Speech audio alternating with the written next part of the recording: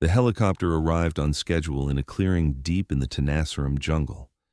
When Callie Howard and her SEAL team boarded after 7 days of reconnaissance, everything seemed normal.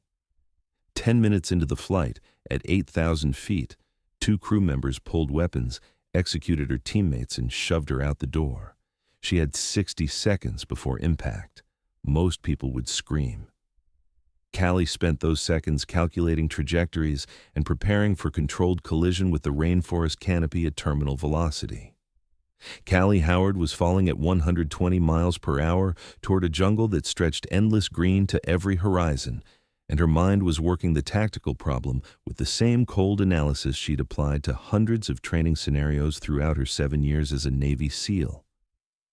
3 seconds earlier, she'd been sitting in the Blackhawk's troop compartment with Lieutenant Marcus Blake, Petty Officer First Class Daniel Reed, and Petty Officer Second Class Emma Collins, exhausted but satisfied after completing a week-long reconnaissance mission in the Tenasserim Hills, where Myanmar and Thailand blurred into lawless jungle. Then the crew chief had pulled a pistol and shot Marcus in the head. The co-pilot had shot Daniel and Emma before any of them could react.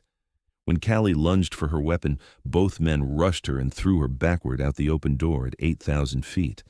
Now she was stabilizing her freefall position, arms extended, legs spread, back arched, forcing her tumbling body into controlled descent. The wind roared past at 120 miles per hour. The jungle canopy was 8,000 feet below and approaching fast. She had approximately 60 seconds before impact. Her SEAL training kicked in automatically. Assess the situation, identify resources, determine options, execute the best plan. The jungle below was unbroken green in every direction, the Tenasserim rainforest, one of the most remote regions in Southeast Asia. But that canopy might save her life. Unlike falling toward rock or water, falling toward jungle offered a microscopic chance of survival if she could impact through dense vegetation that would slow her descent through hundreds of branch collisions rather than one catastrophic ground strike. She scanned the green carpet below, looking for the darkest areas indicating tallest trees with thickest canopy. There, 2 kilometers northeast, an area of darker green suggesting mature rainforest with maximum density. Callie adjusted her body position to track, sweeping her arms back, tilting her head down, creating forward momentum. For every 1,000 feet of fall, she could move roughly 1,000 feet horizontally with good form. From 8,000 feet, she might reach that dark section of jungle. The canopy was getting closer with terrifying speed. She could distinguish individual tree crowns now, 40 seconds to impact. She pulled off her pistol and threw it away, didn't want hard metal objects breaking bones during collision. She tightened her body armor straps. She positioned her arms to protect her head and neck. The trees were rushing up. 30 seconds.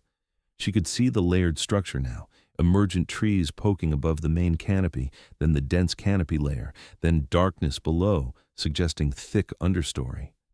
20 seconds. Individual branches visible. She tucked her chin to chest, crossed her arms over her face, tightened her core muscles. 10 seconds. The canopy filled her entire field of vision. 5 seconds. She could see leaves. Impact. Callie hit the emergent layer at 115 miles per hour. A cluster of small branches whipped against her body armor and broke. Then she plunged into the main canopy, and the real collision sequence began. Branch, vines, leaves, thicker branch catching her left side and spinning her. Large branch striking her body armor and holding for a fraction of a second before momentum tore her free. Her right knee slammed into something solid and pain exploded through the joint. Her helmet struck a branch and her vision blurred. She was tumbling now, crashing through vegetation too fast to distinguish individual impacts. Each collision absorbed a fraction of her momentum. Terminal velocity of 120 miles per hour was decreasing. 110, 190, as the jungle fought to slow her fall while simultaneously battering her body. A thick vine wrapped her left arm and jerked her sideways. Another vine across her chest caught her briefly before she tore through. More branches, more impacts, her body armor distributing the worst hits across her torso while her arms and legs took brutal punishment. She crashed into the understory layer, smaller, more flexible trees that bent under her weight, acting like springs before snapping and dropping her further. One tree bent dramatically, absorbing enormous energy before cracking. The forest floor rushed up. She glimpsed it through gaps in vegetation covered in ferns and rotting leaves. A final large branch caught her across the chest, bending severely before breaking and dropping her the last 10 feet. She hit the jungle floor on her left side, landing on thick organic debris that provided minimal cushioning. Then, stillness except for leaves settling around her and her ragged breathing. Callie lay motionless, assessing damage. Breathing, painful but functional, possibly cracked ribs. Head, severe headache, vision blurry, definitely concussed. Left arm, shoulder screaming with wrong angles, dislocated. Right knee, serious pain, wrong movement in joint, torn ligaments, ribs, damaged beneath body armor. She was alive, severely injured, but alive. She'd just survived an 8,000-foot fall without a parachute by crashing through jungle canopy. She forced herself to sit up, ignoring the pain signals. The jungle surrounded her in oppressive humidity and dim green light filtering through the canopy far overhead. Visibility was maybe 15 meters before dense vegetation blocked sight lines. The temperature was stifling, the air thick. She tried her radio with her functional right hand. Static, either damaged from the fall or too deep in jungle for signal penetration. She was alone. Callie spent the next 2 hours conducting emergency field medicine on herself. The dislocated shoulder had to be dealt with first. She positioned herself against a tree, wedged her left arm at the correct angle, and used her body weight to force the joint back into socket. The pain was blinding, and she screamed. Couldn't help it, the sound echoing through the jungle. The shoulder relocated with an audible pop.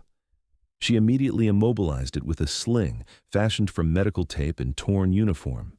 Next, she wrapped her ribs tightly to provide stability and reduce breathing pain. Her right knee was swollen and unstable. She fashioned a brace from straight branches and medical tape, immobilizing the joint as much as possible.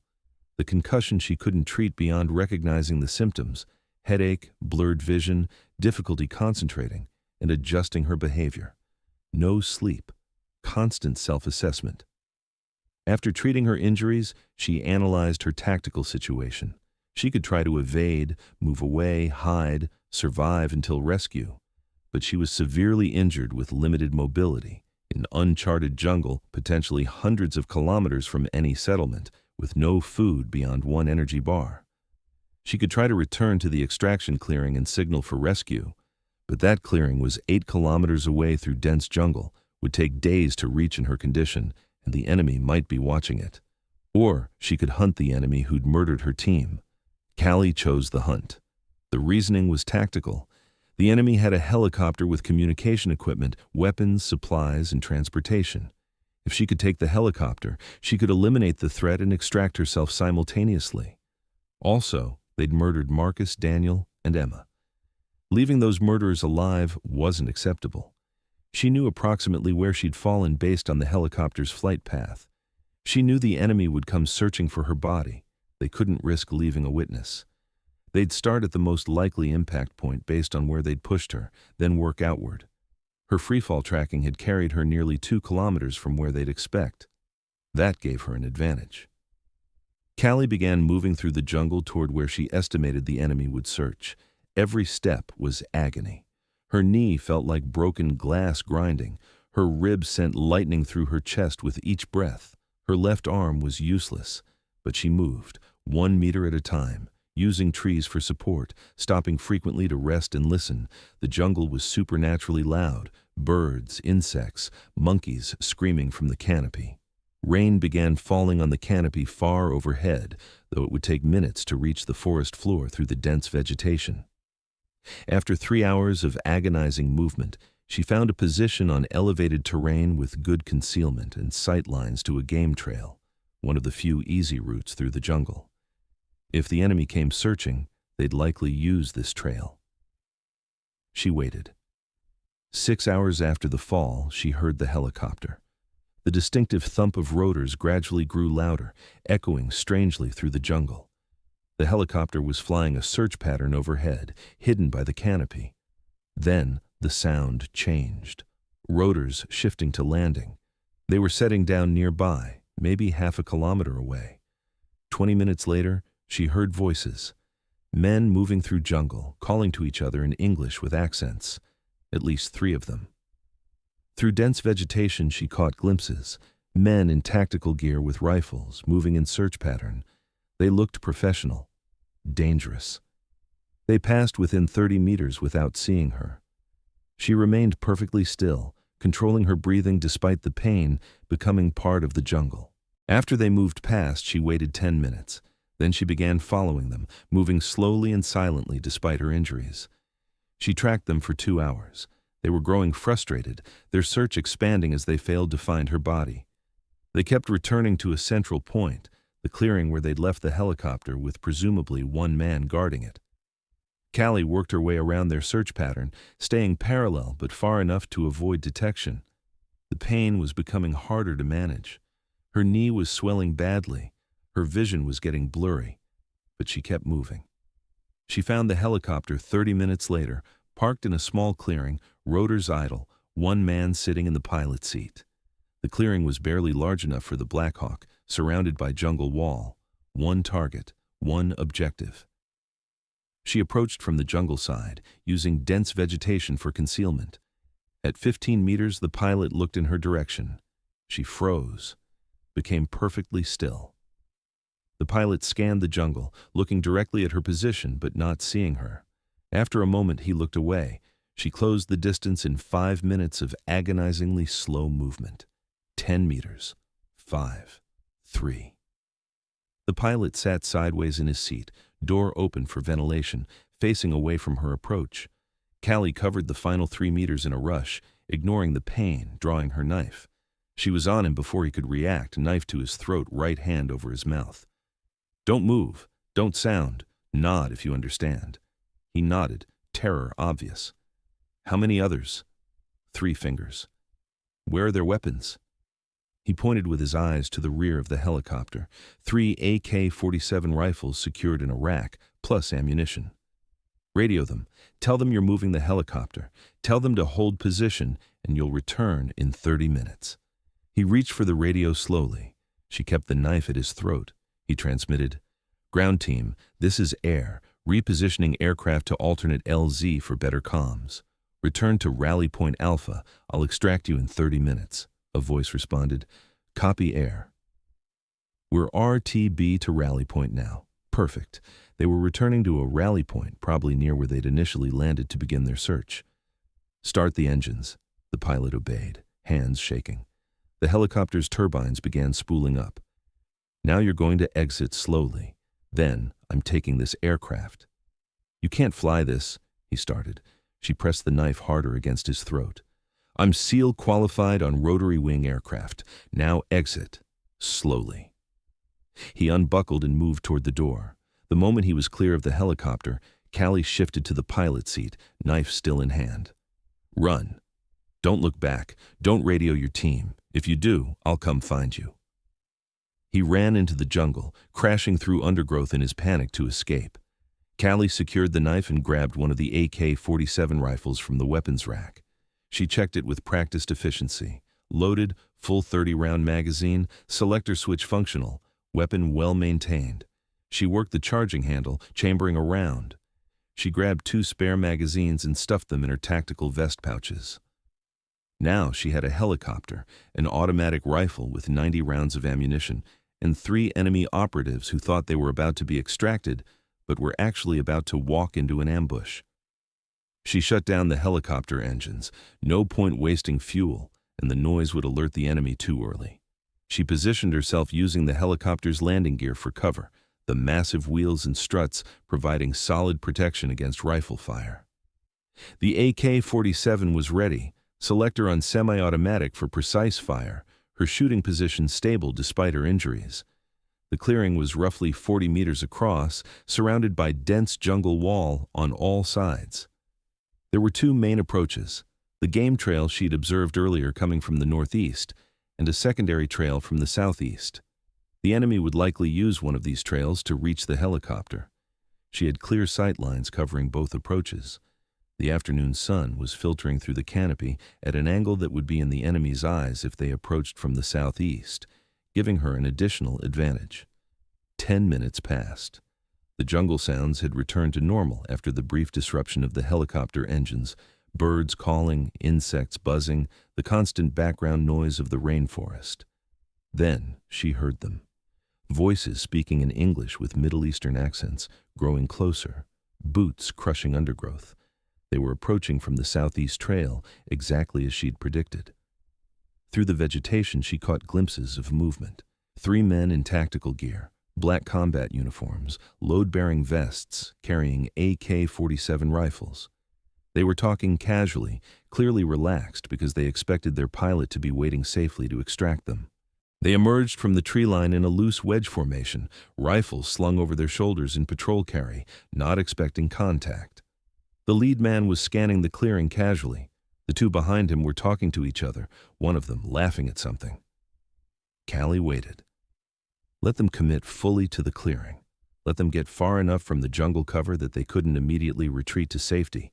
20 meters into the clearing, 30 meters. They were looking at the helicopter now, probably wondering why the engines weren't running, starting to sense something was wrong. Callie opened fire. The AK-47 bucked against her shoulder as she squeezed off 3 controlled shots at the lead man. The distinctive sharp crack of 7.62 by 39 millimeter rounds echoed across the clearing. All 3 rounds found their mark, center mass, the man's chest, and he went down hard, his rifle clattering away across the ground. The other 2 reacted with professional speed, dropping flat and rolling toward cover while unslinging their rifles. Muzzle flashes erupted from their positions as they returned fire. The sharp crack of AK rounds passing overhead, the metallic ping of bullets impacting the helicopter's landing gear and fuselage. But Callie had the superior position. They were caught in the open with minimal cover, one behind a small termite mound that provided concealment but wouldn't stop bullets, the other behind a fallen log that was half rotted. She shifted her position around the landing gear, maintaining cover while getting a better angle on the man behind the termite mound. She fired a sustained burst, 5 rounds rapid fire. The termite mound exploded in chunks of dirt, and the man jerked as at least 2 rounds found him. He tried to crawl toward better cover, but his movements were sluggish, wounded. The 3rd man was firing from behind the log, keeping her pinned while trying to work his way toward the tree line. He was combat experienced, using proper fire and movement tactics, laying down suppressive fire, then moving in short rushes. Callie waited for him to move, tracked his movement, and fired a long burst through the rotted log. The 7.62 millimeter rounds punched through the decomposing wood like it was paper. She saw splinters explode from the far side of the log, saw the man behind it convulse as rounds hit him. His return fire stopped. Silence settled over the clearing again, except for the ringing in Callie's ears from the gunfire and the gradually resuming jungle sounds. She maintained her position for a full 2 minutes, weapon trained on the 3 targets, watching for any movement. Nothing. All 3 men were down. She approached carefully, rifle ready, ignoring the pain from her injuries. The adrenaline was carrying her through for now, but she knew she'd crash hard once it wore off. First man, dead, multiple torso hits. Second man, still breathing shallowly but unconscious, severe chest wounds, wouldn't survive more than a few minutes without immediate trauma care. Third man, dead, at least 4 hits, including one that had severed his femoral artery based on the blood pooling around him. Callie stripped weapons and equipment from the bodies with methodical efficiency. 3 AK-47 rifles. She cleared each weapon and secured them. 6 additional magazines of ammunition. She stuffed them in her vest and cargo pockets. Tactical radios. She took one and powered it on, scanning through frequencies. Several fragmentation grenades. She clipped them to her vest. Water bottles, desperately needed. She drank from one immediately. Medical supplies from their individual first aid kits. She gathered everything useful. One of them had been carrying a satellite phone in a waterproof case. She powered it on and checked the battery. 60% charge remaining. This was her ticket to calling for extraction. She also found identification on one of the bodies, not military ID, but rather documents suggesting these men had been contractors, probably working for whoever had orchestrated the helicopter infiltration. The documents were in Arabic with English translations. Names she didn't recognize, but intelligence would definitely want to analyze. She collected everything valuable and loaded it into the helicopter's cargo area. Then, she climbed into the pilot's seat, secured her harness, and began the startup sequence. Her injuries were catching up with her now that the immediate combat was over. Her vision was blurring worse, the concussion making it difficult to focus on the instruments. Her knee was screaming with every movement. Her ribs made it hard to breathe deeply enough to stay focused, but she'd flown helicopters before during SEAL training. Not extensively, she wasn't a rated pilot, but enough to handle basic flight operations in an emergency. And this definitely qualified as an emergency. The Blackhawk's engine spooled up smoothly, the familiar whine of the turbines, the vibration through the airframe. She ran through the pre-flight checklist from memory: fuel adequate, hydraulics good, flight controls responding, instruments reading normal. She increased throttle gradually, pulled collective with her good right hand, and the helicopter lifted off from the clearing. The skids cleared the ground, and she was airborne. For the first time in nearly 9 hours, she could see the sky above the jungle canopy. She climbed to 2,000 feet and set course northeast toward Thailand based on compass heading. The border was approximately 80 kilometers away, well within the helicopter's fuel range. She activated the satellite phone and dialed the emergency number for SEAL Team Operations Center. It rang twice before connecting. Operations, secure line. This is Petty Officer Callie Howard, SEAL Team 2, Charlie Element. Authentication code Whiskey 7 Echo 9er. I have emergency situation to report. There was a brief pause, probably the watch officer verifying her authentication code against their roster. Howard, this is Operations. Your team was reported missing after failed extraction. What's your status? 3 teammates KIA, Blake, Reed, Collins. Helicopter crew were enemy infiltrators. They executed the team and pushed me from aircraft at 8,000 feet. I survived the fall, eliminated 4 enemy combatants, recovered the aircraft. Currently flying northeast toward Thailand border, estimated position 50 kilometers west of Mae Hong Son. I'm wounded, multiple injuries including concussion, broken ribs, damaged knee. I can maintain control, but I need vector to nearest friendly landing site and immediate medical response. Another pause. Copy all, Howard. Stand by for coordinates. She could hear rapid conversation in the background, multiple voices coordinating response. Howard, we're vectoring you to Chiang Mai Air Base. It's 120 kilometers east-northeast of your current position. Set heading 085 degrees. We're scrambling rescue helicopters and alerting base medical for emergency response. Can you maintain control for 35 to 40 minutes? Callie looked at her hands on the controls. They were shaking slightly from exhaustion and shock.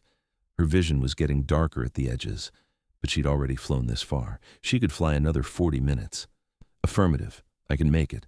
Outstanding. Howard, be advised. 2 Apache gunships are scrambling from Chiang Mai to escort you in.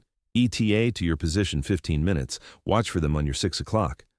Copy. Howard out. She focused on flying, maintaining altitude and heading despite her deteriorating condition.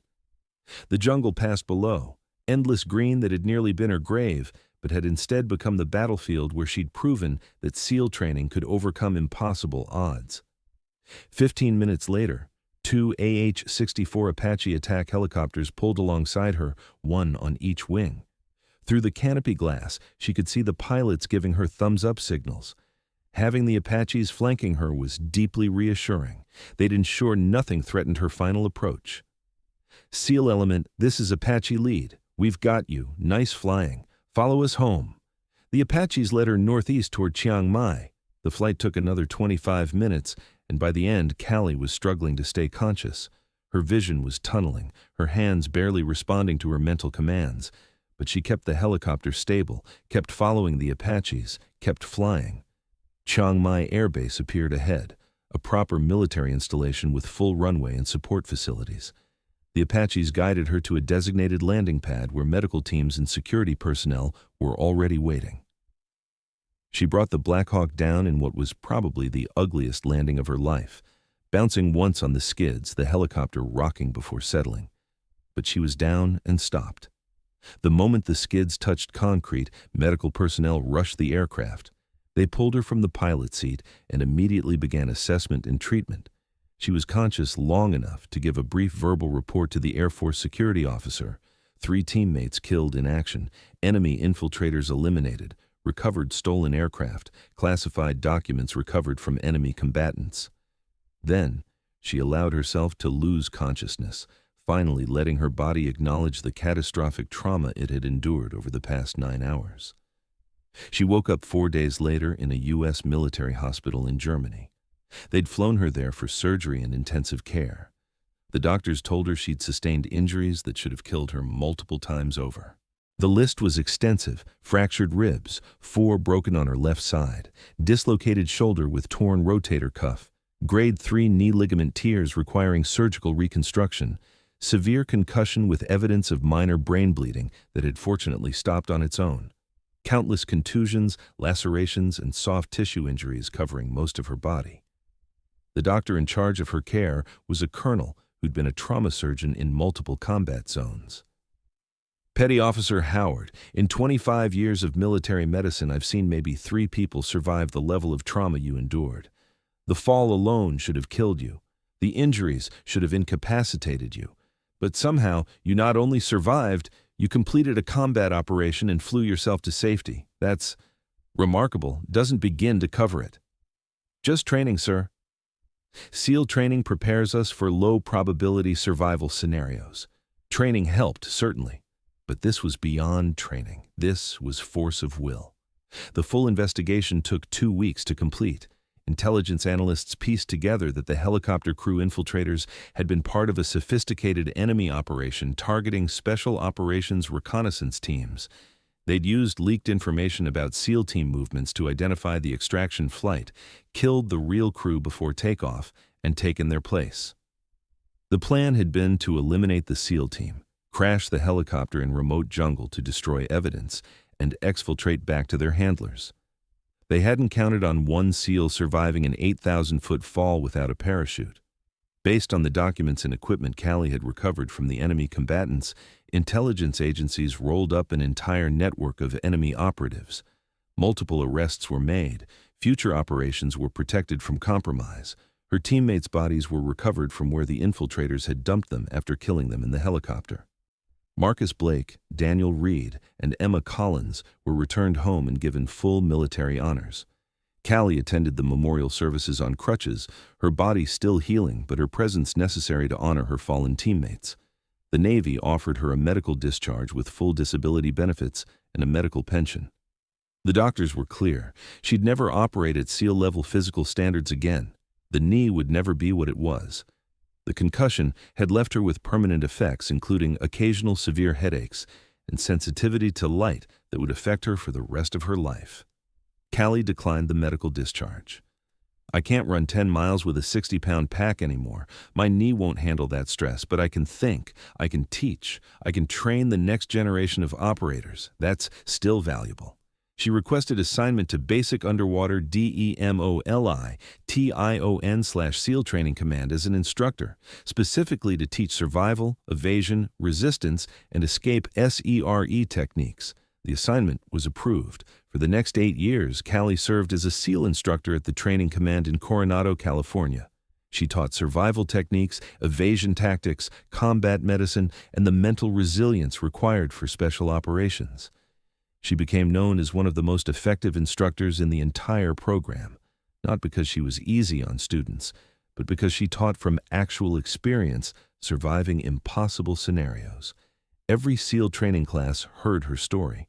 She'd show them the scars, show them the medical imaging of her healed injuries, and then tell them about the day she was pushed from a helicopter at 8,000 feet without a parachute. You train for scenarios hoping you never need the skills, she'd tell the candidates gathered in the classroom. High-altitude freefall training. You hope you never have to use those body control skills without a parachute. Survival training. You hope you never actually have to treat your own traumatic injuries in hostile territory. Combat medicine. You hope you never have to apply a tourniquet to yourself. But then one day, you need all of it simultaneously. She'd pause, letting them absorb that reality. Those 60 seconds of free fall before I hit the jungle canopy, I used every bit of training I'd ever received. Body control techniques from parachute school, tactical decision-making under pressure from hundreds of training scenarios, environmental assessment skills from survival courses, and most importantly, the absolute refusal to accept death that's drilled into every SEAL from day one of training. A candidate would always ask, "What single thing kept you alive?" Callie would think about it, considering the question seriously. Honestly, it wasn't one thing. It was the integration of everything. The physical skills to control my freefall and survive the impact. The medical knowledge to treat my own injuries. The tactical mindset to turn a defensive survival situation into an offensive operation. The weapon skills to eliminate multiple armed enemies while injured. And the absolute certainty that quitting wasn't an option. She'd look at the young faces staring at her, most of them in their early 20s, eager and tough, but not yet tested by real combat. They pushed me from that helicopter thinking they'd eliminated a witness to their crimes, thinking that altitude and gravity would do what they couldn't accomplish in direct confrontation. What they had actually done was give me 60 seconds to plan my survival, several hours to plan their destruction, and a lifetime motivation to ensure that other SEALs are trained to survive scenarios that seem impossible. Another candidate would ask, "Do you think anyone else could have survived what you did?" Any properly trained SEAL could have done what I did, given the same circumstances and the same luck with impact trajectory. I'm not special. What's special is the training that all of us receive. You're here right now undergoing that training. Most of you will never need to use freefall body control techniques after being thrown from an aircraft without a parachute. But if one of you does need it someday, you'll have it. That's why we train for impossible scenarios. Years later, after she finally retired from active duty, Callie was hired as a consultant for special operations survival training curriculum development. She helped design programs that incorporated lessons from her experience, specifically addressing how to survive high-altitude freefall without parachute by maximizing impact with vegetation, how to conduct effective self-rescue after catastrophic injury, how to turn desperate defensive situations into offensive tactical opportunities. Her protocols became standard training for SEAL teams and other special operations units. The scenario of uncontrolled freefall into hostile territory was added to the advanced survival curriculum, with techniques based directly on what she'd done to survive. She never fully recovered physically from her injuries. The knee required 2 additional surgeries over the years and never regained full function. She walked with a permanent slight limp that was more pronounced when she was tired. The concussion effects were permanent. She suffered occasional severe migraines that could be debilitating, and she had to wear sunglasses even indoors in bright lighting because of light sensitivity that never went away. She had chronic pain in her ribs where they'd fractured, especially in cold or humid weather. But she'd survived. She'd fallen 8,000 feet without a parachute into one of the most remote jungles on Earth, crashed through rainforest canopy at terminal velocity, survived through a combination of training and sheer will, treated her own catastrophic injuries in the field, tracked and eliminated enemy forces, captured their helicopter, and flew herself to safety.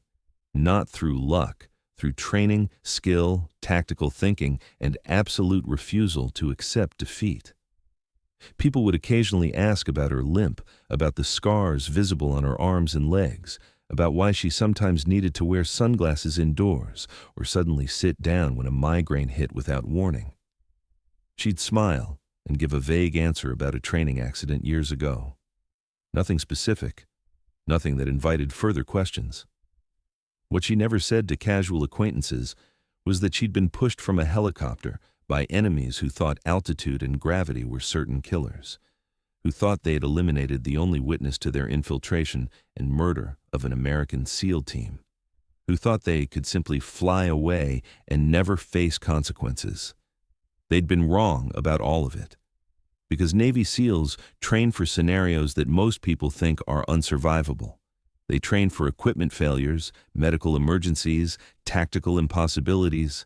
They train until the impossible becomes merely difficult, and the difficult becomes routine. And sometimes, very rarely, the training is tested in ways that sound like fiction, but are absolutely real. Callie Howard had been pushed from a helicopter at 8,000 feet without a parachute and had survived by tracking toward dense jungle canopy, crashing through 100 feet of vegetation that slowed her just enough and refusing to die despite injuries that should have killed her. She'd turned a situation where she should have been the victim into one where she became the hunter. She'd eliminated the enemies who'd murdered her teammates and tried to murder her. Training had given her the skills. Experience had given her the knowledge.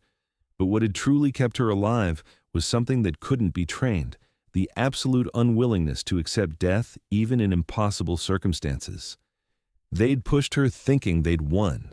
They'd actually just proven why Navy SEALs train for freefall, survive the unsurvivable, and never, ever quit. Thanks for watching. Don't forget to subscribe for more amazing stories every day.